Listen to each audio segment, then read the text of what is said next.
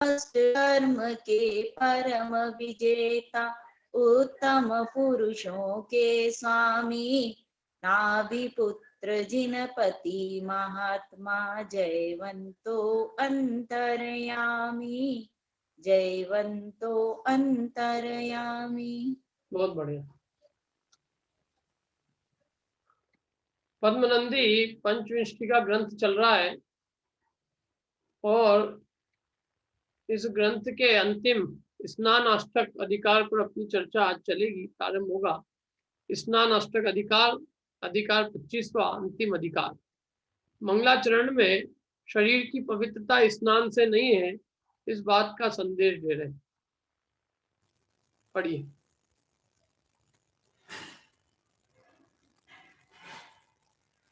पढ़िए अनीता जी।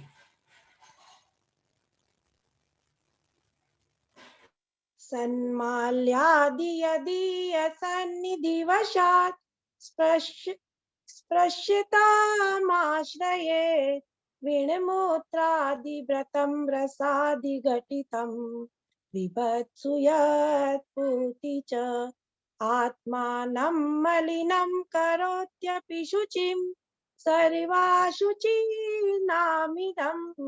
संकेतैकग्रहं नृणां वपुरपां, स्नानात् कथं शुध्यति।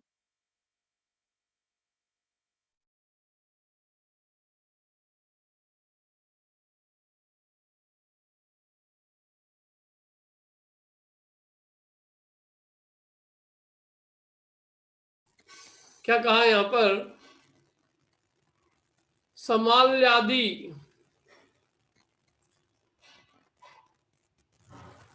समाल्यादि यदि सन्निधि वशात अस्पृश्यताम आश्रयेत, विण्मुत्रादिव्रतम रसादि घटितम, बीभत्सु यत्पूति च, आत्मानं मलिनं करोत्यपि शुचिं, सर्वाशुचि नामिदं, संकेतेक ग्रहम नराम वपुराम, स्नानात् कथम शुद्धति। देखो हिंदी में ही पढ़ लेते हैं और स्पष्ट हो जाएगा आप लोगों को।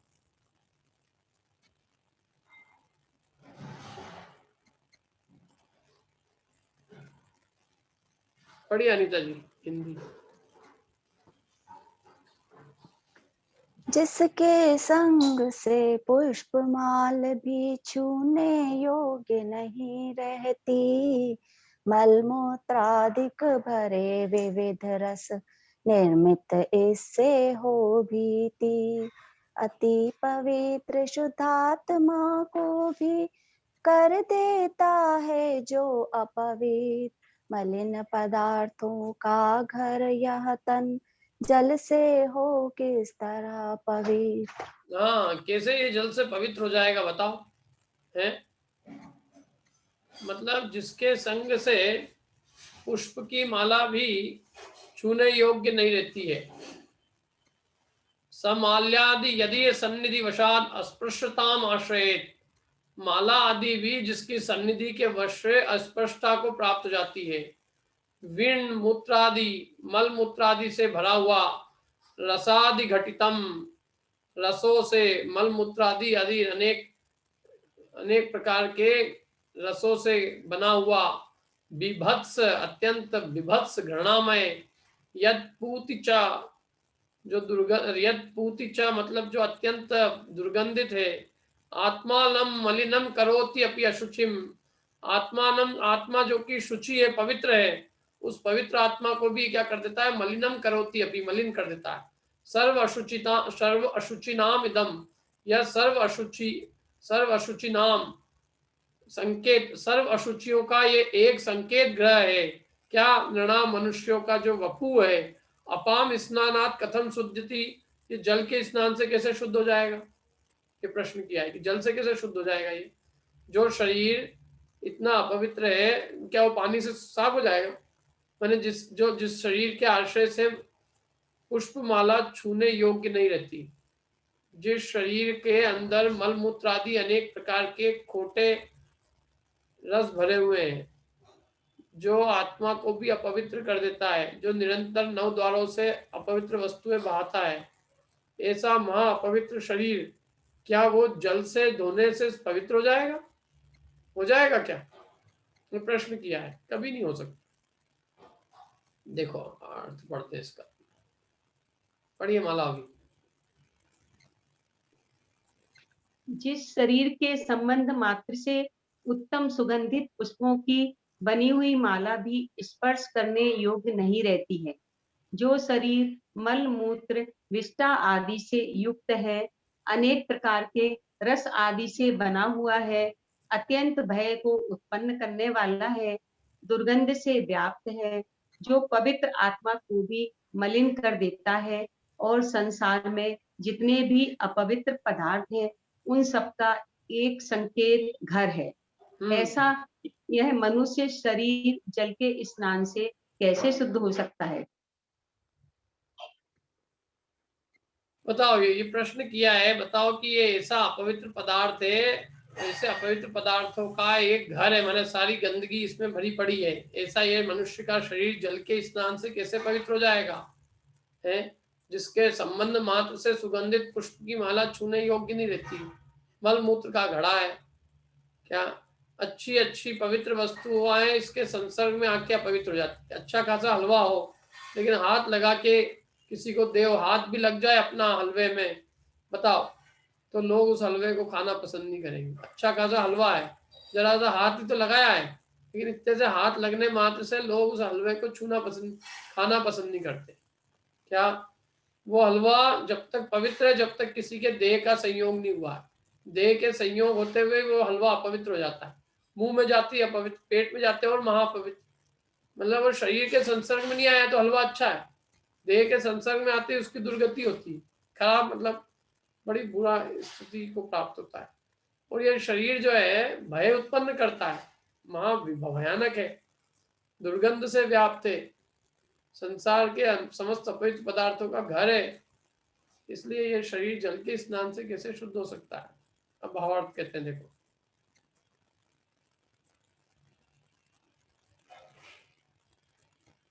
पढ़िए साधना जी भाव। भावार्थ। अनेक मनुष्य ऐसा समझते हैं कि यह शरीर स्नान करने से पवित्र होता है, लेकिन यह उनकी सर्वथा भूल ही है, क्योंकि मनोहर पुष्पों से बनी हुई अत्यंत सुगंधित और उत्तर माला भी इस शरीर मात्र के संबंध से एक समय में ही स्पर्श के अयोग्य हो जाती है। फिर और की तो बात ही क्या है, ये शरीर स्वतः ही मल मूत्र विष्ठा आदि निकृष्ट पदार्थों का भंडार है, अनेक प्रकार के रसों से भरा हुआ है, अत्यंत भयंकर तथा दुर्गंधमय है। ऐसे शरीर में रहने वाला आत्मा यद्यपि पवित्र है, लेकिन यह शरीर उस आत्मा को भी अपवित्र बना देता है। इस प्रकार संसार में जितने भी अपवित्र पदार्थ हैं, उन सबका स्थान यह शरीर ही है। इसलिए ऐसा निकृष्ट शरीर जल से शुद्ध कैसे हो सकता है, अर्थात कदापि शुद्ध नहीं हो सकता। हाँ, ये स्नान अष्टक अधिकार है ना, तो कह रहे हैं जल से स्नान करने से वो शरीर शुद्ध नहीं हो जाएगा। क्या? अच्छा, एक बात और कही थी कि ये पुष्पों की बहुत अच्छी अच्छी सुगंधित पुष्पों की माला हो, लेकिन एक आदमी को पिना दो तो फिर उसकी पहनी हुई कोई हाथ भी नहीं लगाना चाहता। क्या? एक व्यक्ति के बस संसर्ग में आई वो माला, और फिर वो संसर्ग में आने के बाद में कोई उसको छूना भी नहीं चाहता, ऐसा ये शरीर है। अब क्या कह रहे हैं, देखिए कि ये पवित्र आत्मा है, इसको स्नान की जरूरत नहीं है, क्योंकि ये तो स्वयं से स्वभाव से ही पवित्र है, और शरीर जो है स्वभाव से अपवित्र है, तो वो भी स्नान की उसको भी जरूरत नहीं, क्योंकि शरीर को स्नान कराने से वो पवित्र नहीं होने वाला, और आत्मा को नहीं, शरीर से आत्मा को स्नान की आवश्यकता नहीं है, क्योंकि आत्मा स्वयं स्वभाव से ही पवित्र है। आत्मा को स्नान नहीं कराएंगे तो वो अपवित्र नहीं होगा, और शरीर को स्नान करा देंगे तो पवित्र नहीं हो जाएगा, इसलिए दोनों को स्नान की आवश्यकता नहीं है। समझ में आई बात? पढ़िए अनिता जी। आत्मातीव शुचि स्वभावत इति स्नानं वृथास्मिन् परे कायश्चाशुचिरेव तेन शुचिता मवेति नो जातु चेत् स्नानस्योभयतेत्यबुद्धि फलिता ये कुर्वते तत्पुनः तेषां भूजलकीटकोटिहननात् पापाय रागाय च। पढ़िए माला होगी हिंदी। आत्मा है स्वभाव से शुचिमय, अतः व्रता करना स्नान। अशुचि काय शुचि हो न सके, इसलिए व्यर्थ करना स्नान। उभय प्रयोजन स्नान विफल पर, जिन्हें न इसका है परित्याग। जल भू कीट कोटि जीव, मरने से तीव्र पाप अनुराग। हाँ, आत्मा अति शुचि स्वभावतः, आत्मा स्वभाव से अत्यंत पवित्र है। स्नानम वृथा अस्मिन परे, इसमें स्नान कराना वृथा है, व्यर्थ है। काय काया, और जो काय है वो अशुचि है, वो अशुचि है। तेन शुचिताम अभ्येति न जातुचित, उसको जल से स्नान करने से कोई शुचिता को प्राप्त नहीं हो जाएगी। तो स्नान से उभय, उभय मतलब शरीर तो अशुचि है, वो शुचिता को प्राप्त नहीं होगा। इसलिए स्नान से उभय इति अब अभूत, अब अभूत विफलता, इसलिए दोनों का जो स्नान कराना है वो विफलता को करने वाला है। ये कुर्वते तत्पुनः, फिर भी जो स्नान करते हैं, तेषाम उनके भू जल कीट कोटि हननाथ, उनके पृथ्वी और जल और कीड़ों के, करोड़ों कीड़ों के हनन करने से, पापाय पाप और रागाय माने इतने असंख्यात जीवों की, करोड़ों कीड़ों को मारने से उनको खूब पाप और राग होता है। पाप और राग का कारण होता है उनको जो स्नान करते हैं। यद्यपि स्नान कोई काम का नहीं है, लेकिन फिर भी जो स्नान कर रहे हैं उनको सैकड़ों कीड़ों के मारने से पाप उत्पन्न होता है, और राग को ही स्नान करने में राग भी होता है। हम तो अच्छे गरम गरम पानी से नहाते हैं, उसमें वो भी खूब मल मल कर है, उसके लिए भी क्या क्या चीजें आ गई है। बिल्कुल स्नान कोई काम, कोई कोई कोई रस का चीज है क्या है, लेकिन उसमें भी हम रस लेना चाहते हैं, क्या करें। भावार्थ अर्थ पढ़िए वीरेंद्र जी का।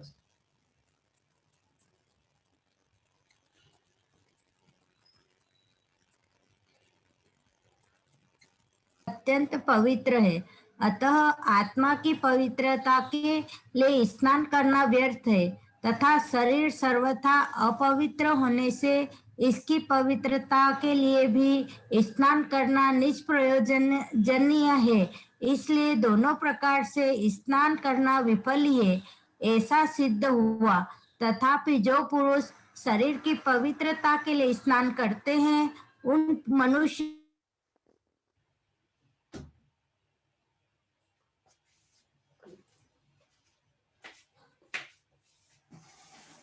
नेट नहीं चल रहा है।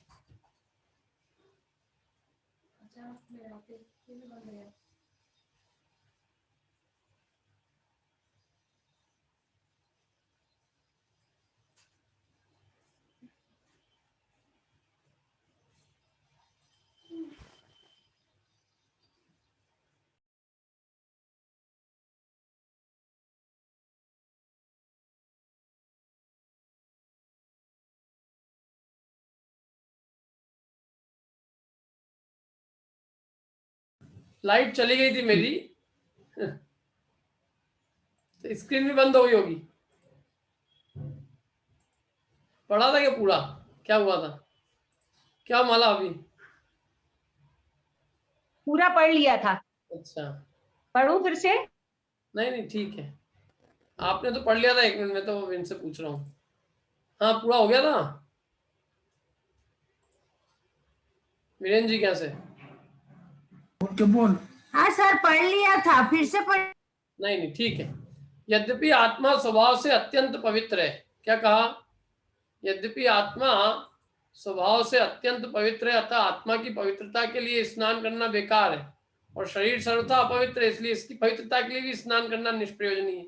इस प्रकार से दोनों प्रकार से स्नान करना बेकार ही है, विफल है, निष्फल है, ऐसा सिद्ध हुआ। फिर भी जो पुरुष शरीर की पवित्रता के लिए स्नान करते हैं, उनके द्वारा वो किया गया स्नान करोड़ों तो पृथ्वी का एक जीवों की हिंसा का कारण है, करोड़ों जल का एक जीवों की हिंसा का कारण है, और त्रस्त जीवों के नाश का कारण होने से वो पाप रूपी है और राग का वर्धक ही है। अब इसका भावार्थ पढ़ते हैं। भावार्थ पढ़िए तारा जी, भावार्थ। भावार्थ, यह बात विचार करने योग्य है कि मनुष्य किस चीज की शुद्धि के लिए स्नान करते हैं। यदि यह कहेंगे कि आत्मा की शुद्धि के लिए स्नान करते हैं तो उनका स्नान करना सर्वथा व्यर्थ ही है, क्योंकि आत्मा स्वभावतः ही अत्यंत शुद्ध है और जो स्वभाव से शुद्ध होता है उसको शुद्ध करने हेतु दूसरे पदार्थ की आवश्यकता नहीं होती। और यदि कहोगे कि शरीर की शुद्धि के लिए स्नान करते हैं तो भी स्नान करना निरर्थक ही है, क्योंकि जो पदार्थ सर्वथा अशुद्ध होता है वह लाख प्रयत्न करने पर भी कदापि शुद्ध हो ही नहीं सकता। जिस प्रकार कोयला कभी भी सफेद नहीं हो सकता, उसी प्रकार शरीर सर्वथा अशुद्ध होने से उसकी शुद्धता स्नान से नहीं हो सकती। अतः स्नान शरीर और आत्मा दोनों के लिए सर्वथा विफल ही है। किंतु जो मनुष्य शरीर या आत्मा की शुद्धता के लिए स्नान करते हैं वे वास्तव में पाप का ही संचय करते हैं, क्योंकि यह बात सर्वसम्मत है कि स्नान आदि के कारण पृथ्वी का, जल का एवं करोड़ों त्रस्त जीवों का विध्वंस होता है, जो पाप बंध का कारण है। स्नान करने से राग भी बढ़ता है। अतः मनुष्यों को यह कभी नहीं समझना चाहिए कि स्नान शरीर तथा आत्मा की शुद्धि के लिए होता है, बल्कि वह यत्किंचित बाह्य शुद्धि का कारण है। हाँ, ये बाह्य शरीर, ये तो बाह्य लौकिक व्यवहार है, बाकी इससे ना तो कोई शरीर शुद्ध हो जाएगा और न कोई आत्मा पवित्र हो जाएगी।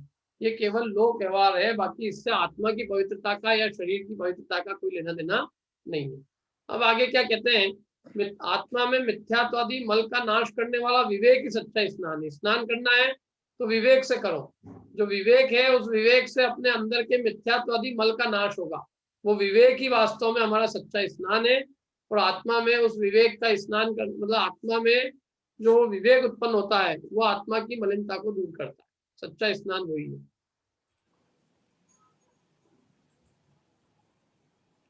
पढ़िए अनिता जी। चित्ते प्राग्भव कोटि संचित रज संबंधिता वीर्भवन् मिथ्यात्वादिमल व्यपाय जनक स्नानं विवेकः सताम् अन्यद्वारिकृतं तु जन्तु निकर व्यापादनात् पापकृत् नोदरिमो न पवित्रता खलु तत् काये स्वभावाशुचो।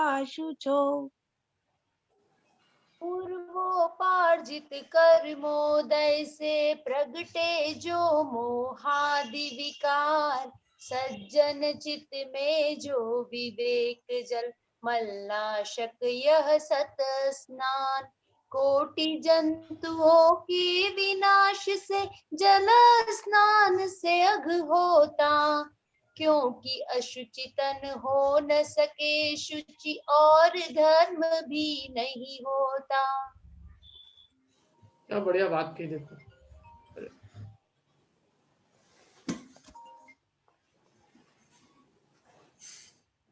पूर्वोपार्जित कर्म के उदय से जो मोहादि विकार प्रकट होते हैं, तो सज्जन के चित्त में जो विवेक रूपी जल होता है उस विवेक रूपी जल से ये मोहादि विकार रूपी मलों का नाश होता है। और यही सच्चा स्नान है। करोड़ों जंतुओं के विनाश से तो जो है पाप होता है। जो जल स्नान करते हैं उससे करोड़ों जंतुओं की हिंसा होती है, उससे पाप होता है क्या। और आगे कह रहे हैं कि क्योंकि अशुचि तन तो कभी शुचि हो नहीं सकता, उसको साफ करने से कोई धर्म भी नहीं होने वाला।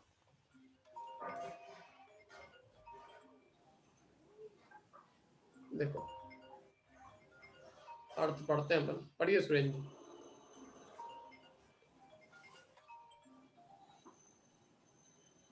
अर्थ पूर्व भवों में करोड़ों पापों के संबंध से प्रकट मिथ्यात्व का नाश करने वाला सज्जनों के चित्त में स्थित विवेक भाव ही स्नान है, किंतु इससे भिन्न जल से किया हुआ स्नान अनेक जीवों के विध्वंस का कारण होने से पाप रूप ही है, क्योंकि स्वभाव से ही पवित्र इस शरीर में स्नान से ना तो पवित्रता होती है और ना धर्म ही हो सकता है।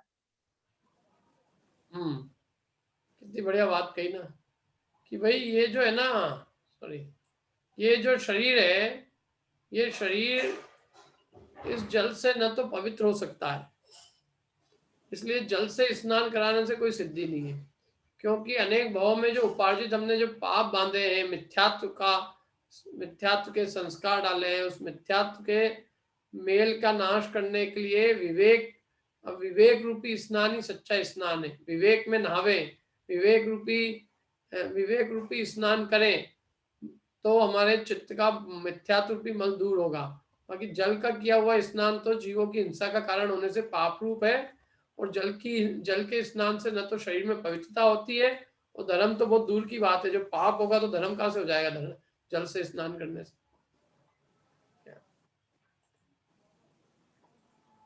हाँ, भावार्थ पढ़िए संगीता जी। भावार्थ शुद्धि का अर्थ निर्मलता है। जिस समय समस्त मलों का नाश हो जाता है उस समय निर्मलता हो सकती है। जलादि से किए हुआ स्नान से निर्मलता नहीं होती, अपितु मलों पापों का ही उत्पत्ति होती है, क्योंकि जल स्नान के कारण अनेक जीवों का विध्वंस होता है, उससे पाप की उत्पत्ति होती है। अतः सज्जनों के चित्त में जो हिताहित का विवेक है, वास्तव में वही सच्चा स्नान है। वह स्नान अनेक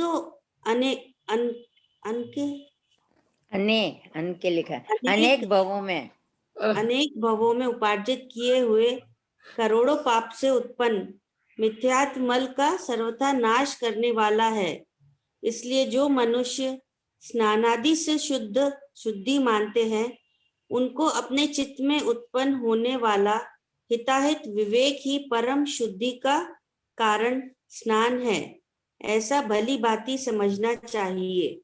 क्या कितनी बढ़िया बात कही है। देखो, पवित्रता शुद्धि का अर्थ निर्मलता है ना, तो मलों का नाश हो वही निर्मलता है। तो जल के स्नान से निर्मलता नहीं होगी, बल्कि और निर्मलता नष्ट हो जाएगी। जल से स्नान करेंगे तो मलों की पापों की उत्पत्ति होगी, मल नष्ट कहाँ से होंगे? क्यों पाप उत्पन्न होंगे? क्योंकि जल स्नान करते हैं तो बहुत जीवों का विध्वंस होता है, पाप की उत्पत्ति होती है उससे। इसलिए जो विवेक है सज्जनों के चित्त में, जो हिताहित का विवेक है, सही वही सच्चा स्नान है। और वो स्नान हमारे अनेक भाव के उपार्जित किए हुए करोड़ों पापों से उत्पन्न जो मिथ्यात्व रूपी मल है उसको नष्ट करने वाला है। क्या? इसलिए वो उस विवेक रूपी स्नान को करना चाहिए। इसलिए जो मनुष्य स्नान आदि से शुद्धि मानते हैं, उनको अपने चित्त में उत्पन्न होने वाला हिताहित का विवेक ही परम शुद्धि का कारण स्नान है, ऐसा भली भांति समझना चाहिए। कि स्नान से शुद्धि नहीं होती। देखो सीधी सी बात है, अभी अधिकार लिखने की क्या जरूरत है?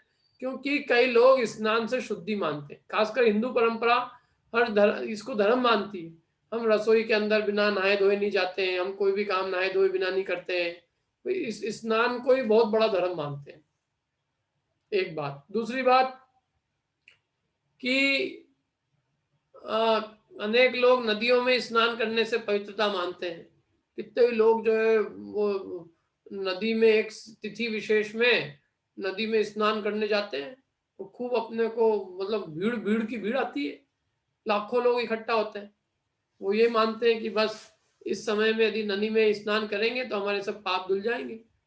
क्या गंगा में स्नान करने से हमारे पाप धुल जाते हैं, शरीर पवित्र हो जाता है, आत्मा पवित्र हो जाती है? तो स्नान का बहुत अपने यहाँ बहुत चलता है। स्नान को धर्म नहीं मानती कि बताओ कितनी मानती दुनिया?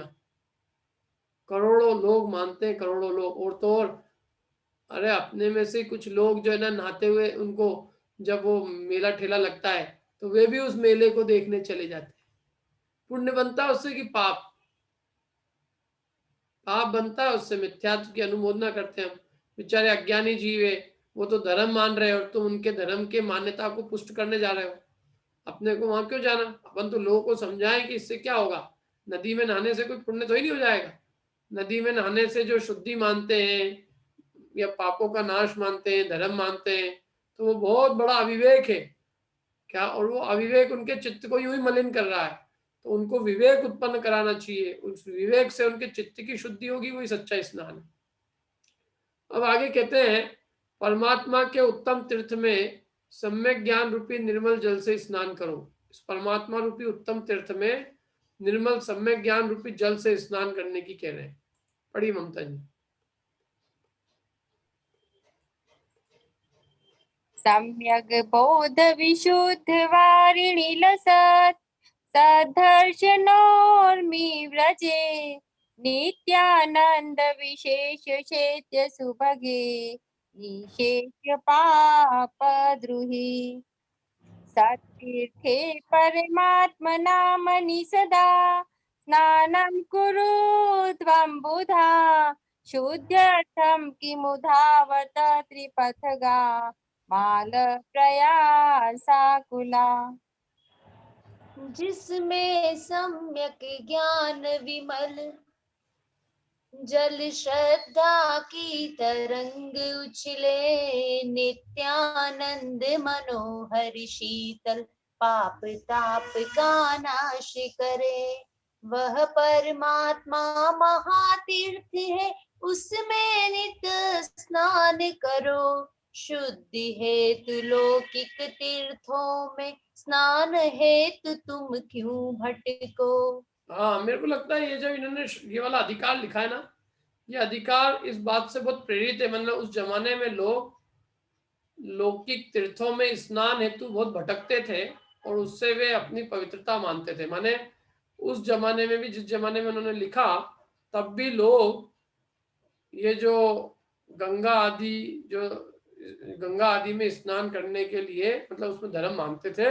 और बहुत ज्यादा उस समय भी मतलब ये प्रयाग वगैरह लिखा है ना यहाँ पे, गंगा नदी के तटों पे और प्रयाग आदि तीर्थों में जाके और वे अपनी शुद्धि हेतु मतलब शुद्धि मानते थे उससे, और खूब भटकते थे बेचारे।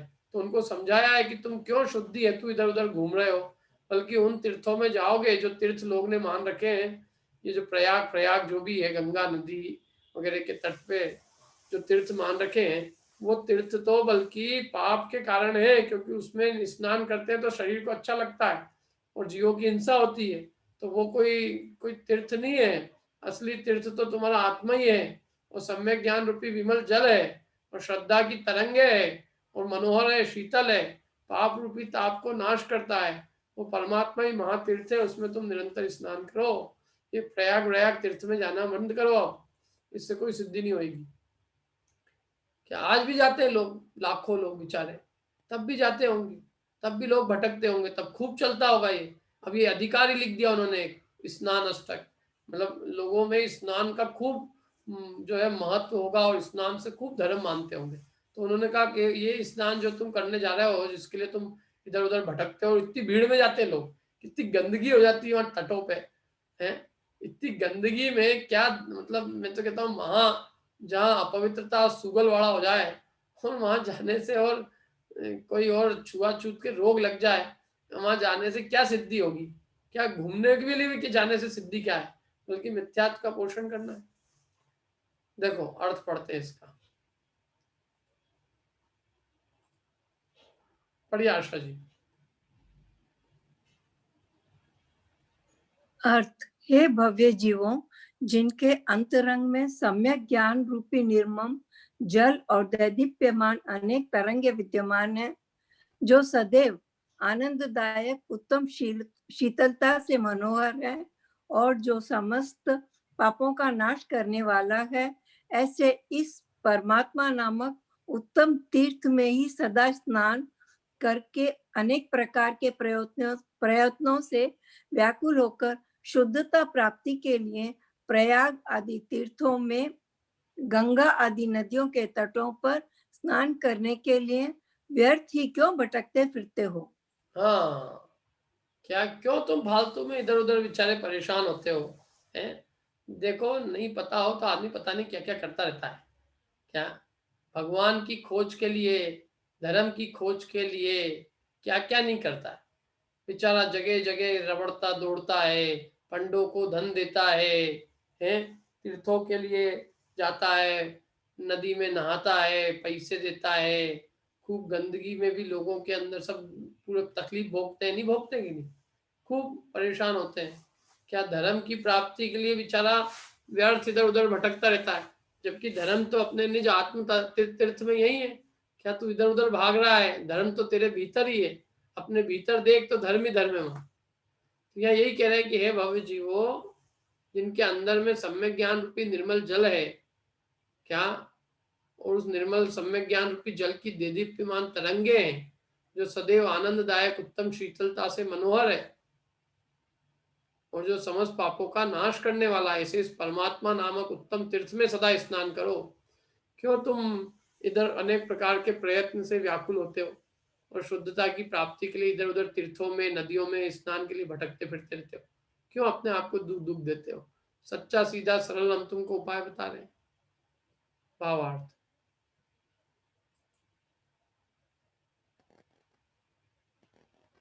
पढ़ो अभिषेक भावार्थ। कहाँ में से पढ़ोगे? सर किताब में ज्यादा अच्छा है। तो सामने नहीं, अच्छा ही नहीं, यहाँ दिख रहा है वो पढ़ो ना इसमें से। हाँ, इसमें से पढ़ देता हूँ। बहुत से भोले प्राणी शुद्धि के अर्थ स्नान के लिए प्रयाग आदि तीर्थों में शंखा आदि नदियों के तटों पर भटकते फिरते हैं। गंगा आदि नदियों के तट पर भटकते फिरते हैं, किंतु परम करुणा के धारी आचार्य करुणा पूर्वक उपदेश देते हैं कि हे जीव, यदि तुम अपनी शुद्धि के लिए तीर्थ में स्नान करने की इच्छा रखते हो तो इस परमात्म रूपी उत्तम तीर्थ में ही स्नान करो, क्योंकि जिस प्रकार प्रयाग आदि तीर्थों में गंगा आदि नदियों का जल रहता है, उसी प्रकार इस परमात्म रूपी तीर्थ में सम्यक ज्ञान रूपी उत्तम पवित्र जल मौजूद है। जिस प्रकार प्रयाग आदि तीर्थों में गंगा आदि नदियों का जल मनोहर लहरों में सहित होता है, उसी प्रकार परमात्मा रूपी तीर्थ में सम्यक दर्शन आदि उत्तम तरंगों का समूह मौजूद है। जिस प्रकार प्रयाग आदि तीर्थों गंगा आदि नदियों के जल में अत्यंत शीतल है, उसी प्रकार परमात्मा रूपी तीर्थ सदैव आनंद व शीतलता से मनोहर है, समस्त पापों का नाश करने वाले हैं। अर्थात जो पुरुष उत्तम गीता लगाते हैं, नहीं, उसको गोता लगाते हैं। गोता, हाँ, गोता लगाते हैं, गोता लगाते हैं, गीता क्यों लगाती है? उत्तम गोता लगाते हैं, उनको उनकी आत्मा के साथ किसी प्रकार वे के कर्ममल का संबंध नहीं रहता है, इसलिए वह आत्मा ही समस्त तीर्थों में उत्तम तीर्थ है। किंतु जो वास्तविक तीर्थ नहीं है, केवल तीर्थ के समान जान पड़ते हैं, ऐसे प्रयाग आदि तीर्थों में गंगा आदि नदियों पर तुम व्यर्थ ही क्यों स्नान करते हो?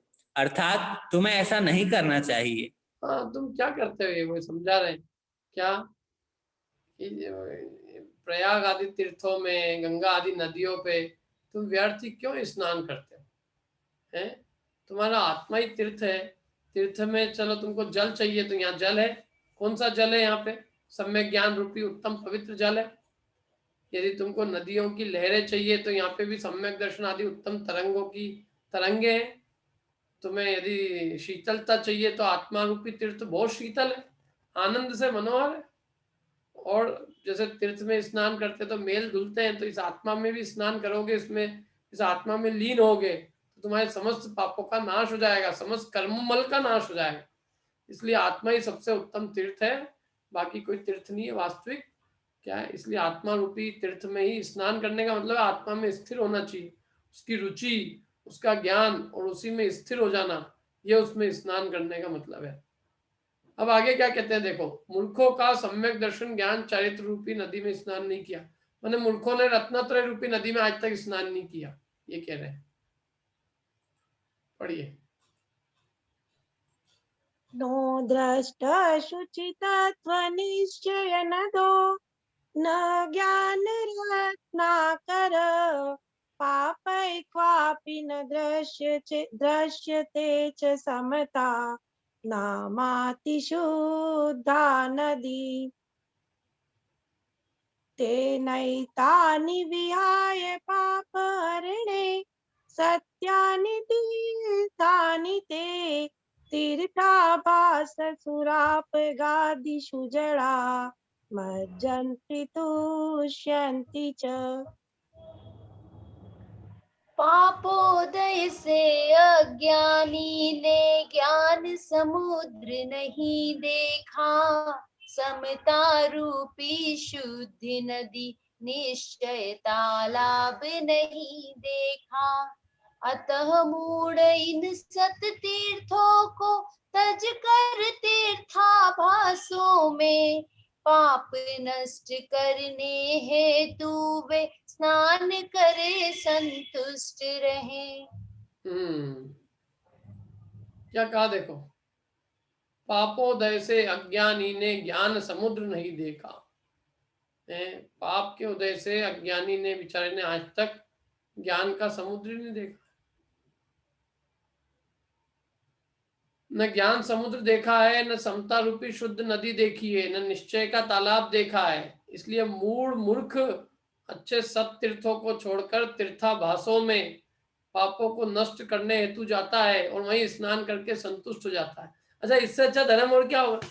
नहाओ धो आके आराम से गर्मी के मौसम में अच्छी नदी में, गंगा नदी में अच्छे से नहाओ, बढ़िया खूब स्नान करो, पानी के अंदर खूब डुबकियां लगाओ हैं, और घुसे रहे उसमें ही गर्मी के अंदर। क्या अच्छा मजा आता है उसमें, क्या है।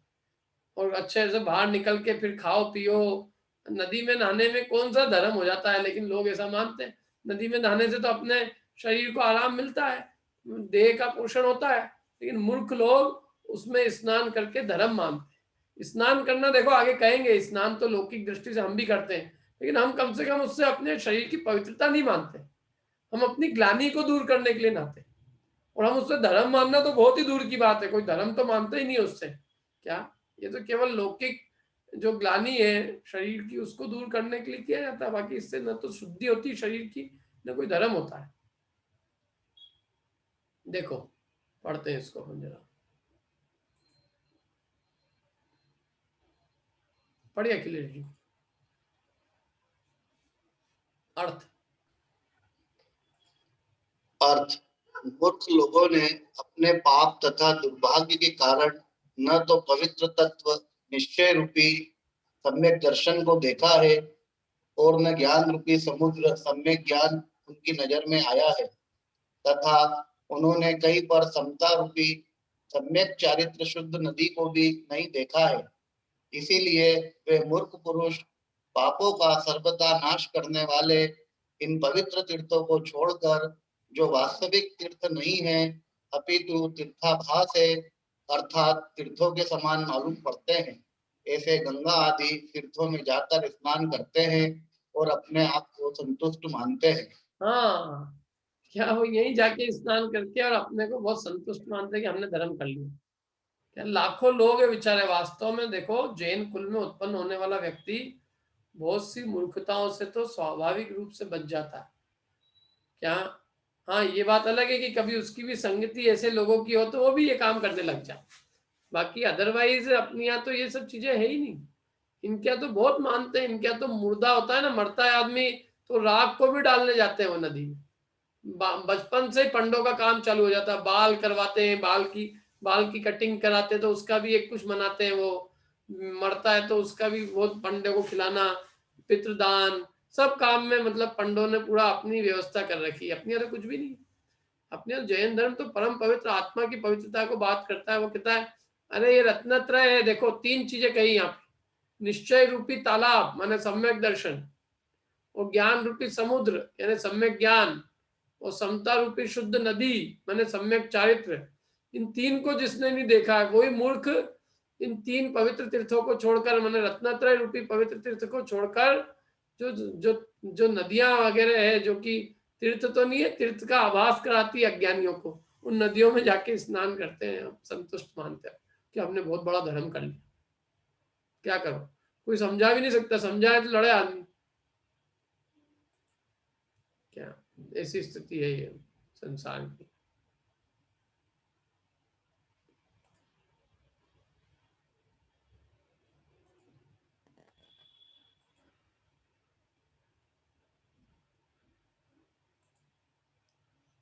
शेखर जी पढ़िए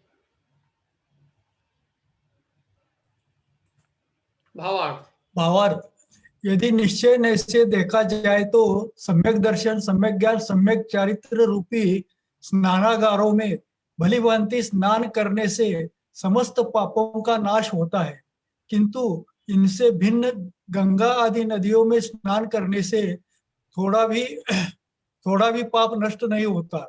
जो पुरुष अपने पापों की तीव्रता अथवा दुर्भाग्य से सम्यक दर्शन रूपी तालाब को नहीं देखते, सम्यक ज्ञान रूपी समुद्र भी जिनकी नजर में नहीं आता, और जो अत्यंत शुद्ध सम्यक चारित्र अथवा समता रूपी नदी की ओर भी झांक नहीं सकते हैं, वे पापी है, मूर्ख है। समस्त पापों का नाश करने वाले रत्नत्रय स्वरूप पवित्र तीर्थों को छोड़कर सदैव पाप का संचय करने में कारणभूत जो वास्तव में तीर्थ यानी तारने वाले नहीं है, अपितु संसार में डुबोने वाले होने के कारण तीर्थ के समान जान पड़ते हैं, ऐसे गंगा त्रिवेणी आदि तीर्थों को ही उत्तम तीर्थ मानकर उनमें स्नान कर वह अपने को संतुष्ट तथा कृत्य मानते हैं। यह उनकी बड़ी भारी भूल है। इसलिए जो सर्वथा पापों का नाश करना चाहते हैं, सुखी होना चाहते हैं, उनको चाहिए कि वे समस्त पापों के नाशक परम पवित्र सम्यक दर्शन, सम्यक ज्ञान तथा सम्यक चारित्र रूपी नदियों में ही स्नान करें और इन्हें ही परम तीर्थ समझे, किंतु इनसे भिन्न गंगा आदि नदियों की ओर झांक कर भी नहीं देखे और उनको तीर्थ न समझकर सर्वथा तीर्थाभास ही समझे। हाँ, हमें तीर्थ कहाँ से हो जाएगी, तीर्थाभास है।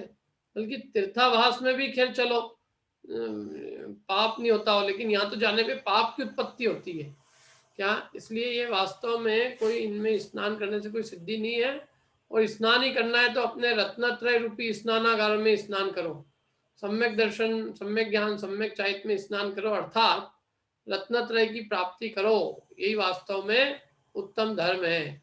नदी उदी में नहाने से धर्म नहीं होता।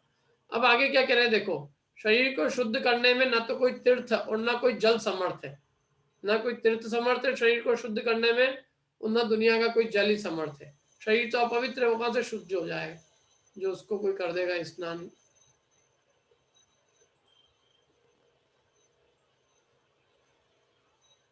पढ़िए ममता जी। तीर्थं न जलं तदस्ति भुवने, नान्यत् किमप्यस्ति तत् निशेषा शुचियेन मानव वपु साक्षादिदं शुद्धति। आदि व्याधि जरा मृति प्रभृतिभिः व्याप्तं सदा तत्पुनः शश्वतापकरं यथास्य वपुषो नामाप्यसंवां तत्सताम्। आदि व्याधि देखो क्या हो, पढ़िए एक मिनट सॉरी हिंदी पढ़ लेते पहले।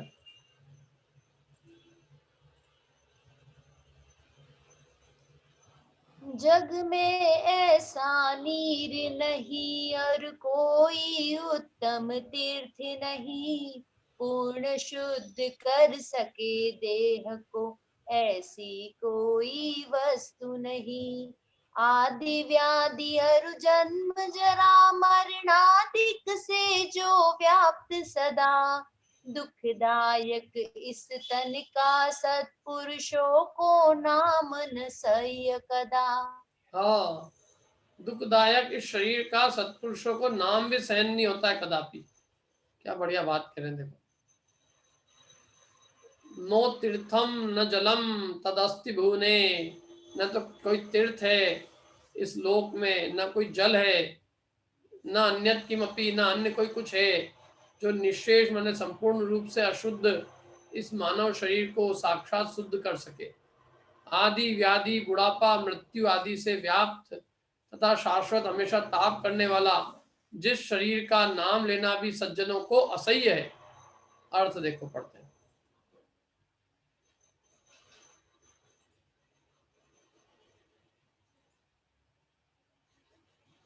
वंदना जी पढ़िए अर्थ। ये मनुष्य शरीर अत्यंत अपवित्र है, सदैव आदि व्याधि और जन्म जरा मरणादि उपाधियों से व्याप्त है, संताप को देने वाला है तथा सज्जन पुरुष इसका नाम श्रवण भी नहीं कर सकते हैं। ऐसा अत्यंत असुचि है। अतः इस असुचि शरीर को शुद्ध करने वाला ना तो कोई उत्तम तीर्थ इस संसार में है और ना ही इसकी साक्षात शुद्धि करने वाला कोई जल ही नहीं है, तथा इनके अलावा अन्य कोई वस्तु ऐसी नहीं है जो इस शरीर को वास्तविक रीति से शुद्ध कर सके। बहुत बढ़िया। क्या ऐसी कोई वस्तु नहीं है संसार में क्या जो कि अरे शरीर तो महा पवित्र है, इसको कौन शुचि कर सकता है। फालतू में जबरदस्ती लोग अपने शरीर की शुद्धि करने के उपाय कर रहे हैं नाना प्रकार के। देखो भावार्थ पढ़ते हैं अपने से।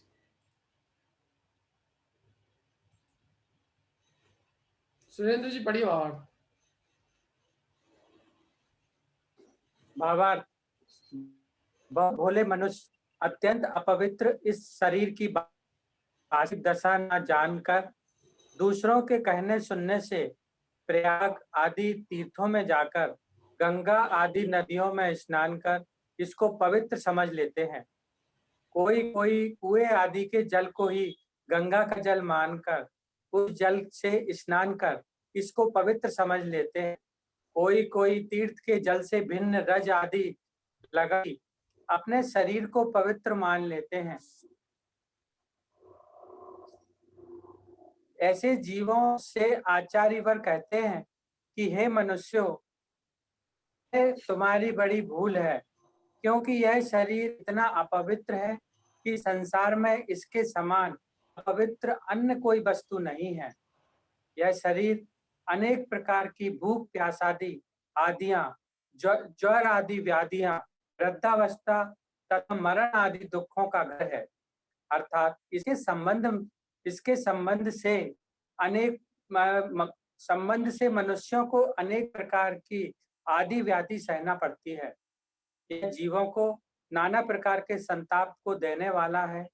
अतः सर्वथा निकृष्ट ऐसे इस शरीर को पवित्र करने के लिए संसार में ना तो कोई तीर्थ है, ना किसी प्रकार का जल ही है, तथा इनसे भिन्न और भी कोई ऐसी वस्तु नहीं है जो शरीर को पवित्र कर सके।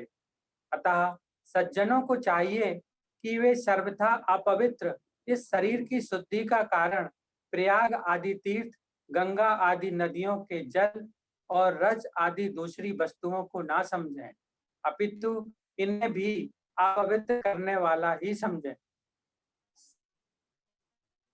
हाँ, क्या कह रहे हैं? ये शरीर अनेक प्रकार की भूख प्यास आदि आदियां व्याधियां, ज्वर माने बुखार आदि व्याधियां, वृद्धावस्था मरण आदि दुखों का घर है। इसके संबंध से मनुष्यों को सब व्याधि आदि दुख सहना पड़ते हैं। इससे मनुष्य को क्या लाभ मिलता है? कुछ नहीं, इसका संबंध ही संताप को देता है। इसलिए सर्वथा निकृष्ट शरीर का तो राग छोड़ना चाहिए। क्या ये शरीर को पवित्र करने की जगह ये उपाय करना चाहिए कि शरीर का संबंध कैसे छूटे। क्या ये बात कह रहे हैं यहाँ पे? देखो तो ये क्या है, हिंदुओं में ऐसा है भैया, नदी में नहीं नहा सकते जाके वहां पे, तो चलो गंगा में ही नदी की कल्पना करके नहा लो। गंगा क्या, कुएं के जल में ही गंगा की कल्पना करके नहा लो। और कुएं से भी नहीं नहा सकते तो कोई जल तीर्थ के जल से भिन्न जो रज आदि होती है ना, धूल वगैरह, धूल को ही शरीर धूल लगा के ही अपने को ही मान लो कि हमने गंगा को स्नान कर लिया या गंगा से कोई स्पर्शित कर लिया। ऐसे अपने अंदर में कुछ भी कल्पना करके और गंगा को मतलब कुछ भी कल्पना करके अपने शरीर को पवित्र मान लेते हैं। तो वो कहते हैं शरीर तो पवित्र हो ही नहीं सकता है। शरीर तो महापवित्र, इसके समान अपवित्र कोई वस्तु ही नहीं है। ये कैसे पवित्र हो जाएगा? न तो गंगा से होने वाला, न कुएं के जल से, न किसी रज से। तुम काय में किसी की भी कुछ भी ले आओ, गंगा क्या गंगा का पिता भी ले आओ, तो भी ये शरीर पवित्र नहीं होने वाला। संसार की नदियां मिलकर भी शरीर को शुद्ध करने में असमर्थ है। संसार की सारी नदियां मिल जाए तो भी शरीर को शुद्ध नहीं करेगी, नदियां जरूर अशुद्ध हो जाएगी। बोलिए वंदना जी। ये आदि माने क्या होता है? शरीर की अवस्था। आदि मतलब ऐसे तो एक मानसिक बीमारी होती है, एक शारीरिक बीमारी होती है। तो आदि मानसिक बीमारी हाँ यही तो इसमें भूख प्यास है। जब भी हमको पता नहीं लेकिन हमको यहाँ इन्होंने आदि व्याधि का मानसिक बीमारी आदि को यहाँ पे उन्होंने भूख प्यास कहा और व्याधि माने बुखार आदि आने को व्याधि कहा। यहाँ यह अर्थ किया है। पर वैसे जैसे तो वैसे क्या मैंने बोलते हैं? आदि माने मानसिक बीमारी और व्याधि माने शारीरिक बीमारी। ठीक है।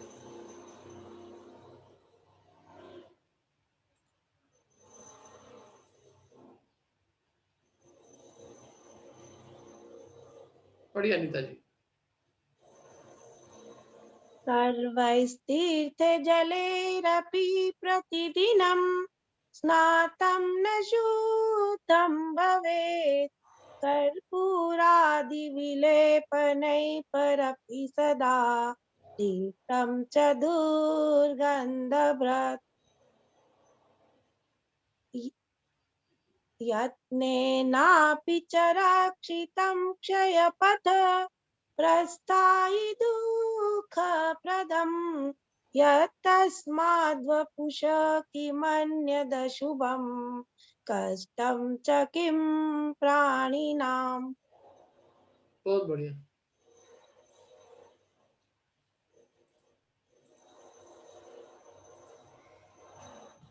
पढ़िए। यह तन सब तीर्थों के जल से धोने पर भी शुद्ध न हो, कर्पूरादि विलेपन से भी इसमें कभी सुगंध न हो। रक्षा करे यत्न से तो भी क्षय पथ पर बढ़ता जाता, अतः जीव को इससे अधिक न कोई बुरा कष्ट दाता। क्या बढ़िया बात कही है। देखो, सारे तीर्थों के जल से धो तो भी ये सागर के जल सो शुचि कीजिए तो भी शुद्ध न होई। क्या ये अपन पढ़ते हैं ना, सागर के जल सो शुचि कीजिए तो भी शुद्ध न होई। कर्पूर विलेपन सब लगा लो तो भी ये सुगंधित नहीं होएगा। कितनी रक्षा कर लो बहुत यत्न से तो भी ये क्षय के मार्ग पर निरंतर बढ़ता जाता है। निरंतर ये क्षय ही होता है इसका, कितनी रक्षा करो। इसलिए जीव को इससे अधिक कोई कष्ट बुरा दाता, कोई कष्ट देने वाला और कोई इससे अधिक जीव के लिए कोई कष्टदायक नहीं है। अर्थ देखो, अर्थ पढ़ो।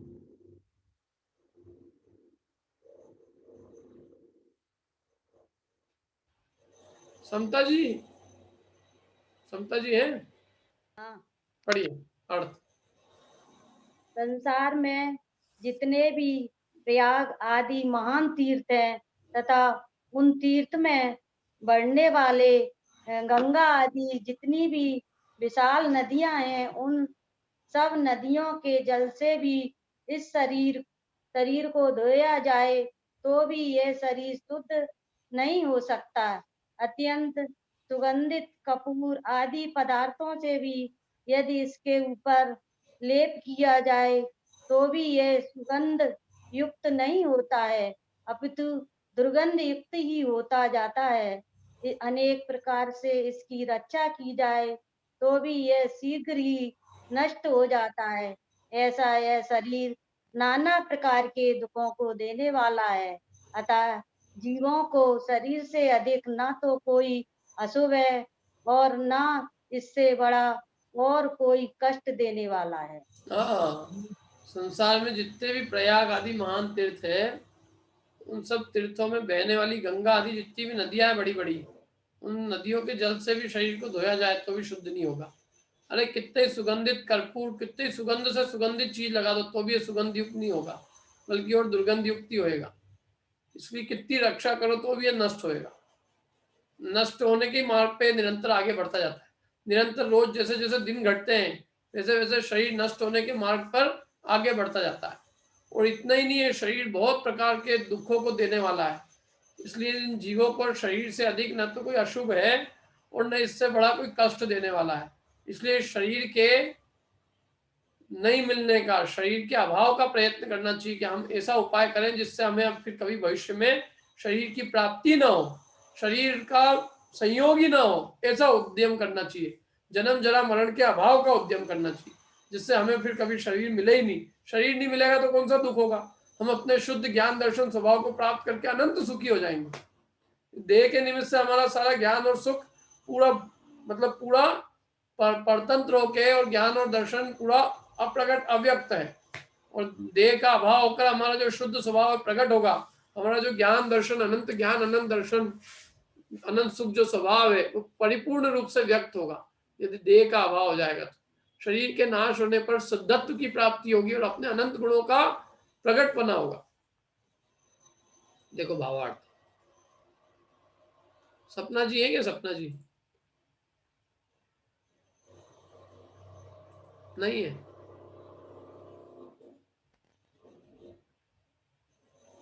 आंचल जी,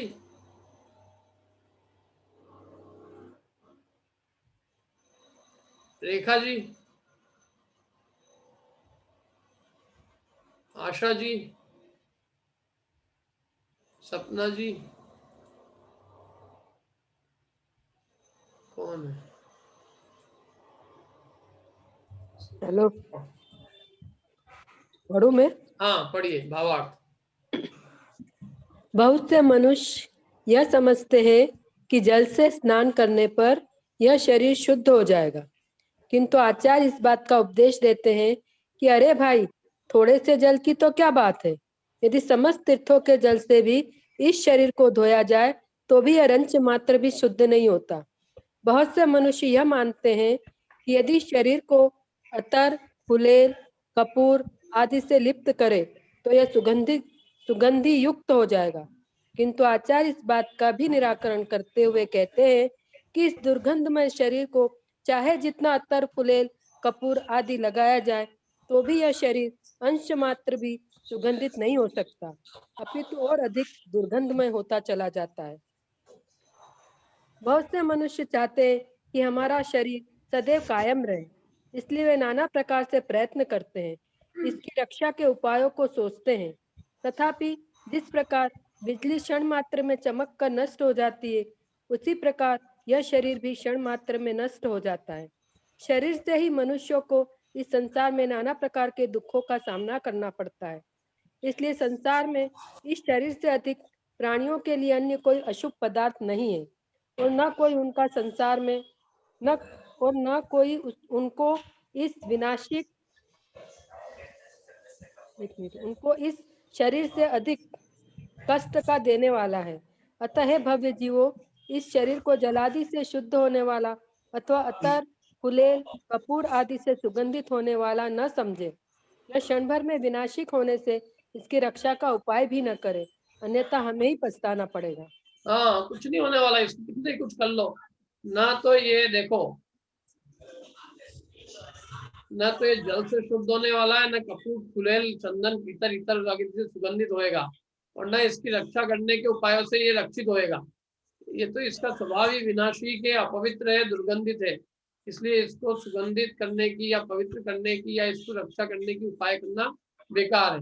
करना ही है तो हमें अपने आत्म कल्याण में अपने आत्मा को पवित्र करने का उद्यम करना चाहिए। क्या?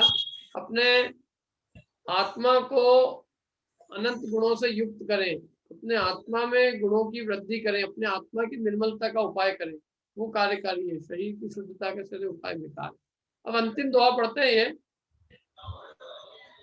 ये इसका एक अधिकार और एक क्षण कल करेंगे, देखो अपन फिर, ठीक है? ये यही रखते हैं अपनी उपसंहार, या उपसंहार पढ़ लेते हैं। चलो अगला अधिकार कल चालू कर देंगे। उपसंहार में मिथ्यात्व नाशक स्नान अष्टक रूपी अमृत पान का उपदेश दे रहे हैं। क्या कह रहे हैं? मिथ्यात्व के नाश करने वाले अमृत पान का उपदेश करो, ये कह रहे हैं। पढ़ते हैं इसको।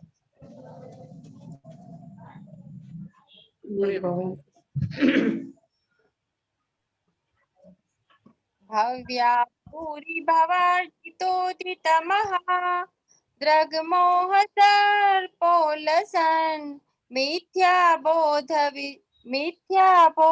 विष प्रसंग विकला मंदी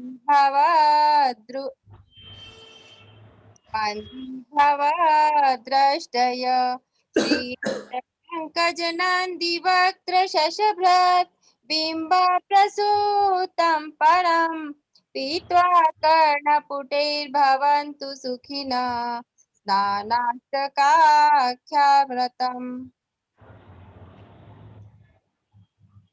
पूर्व भवों में किया उपार्जित दर्शन मोह सर्प का दंश व्याप रहा मिथ्या विष जिनको सम्यक दर्शन हो अतिमन वे नर अपने कर्ण पुटों से पी कर भोगे अति आनंद पद्म नंदी मुख चंद्र अरेय स्नानाष्टक पीयूष अनंत। क्या बात कही है, देखो कितनी बढ़िया है। अरे तुमको सम्यक दर्शन मोह रूपी सांप का जहर चढ़ा हो तो ये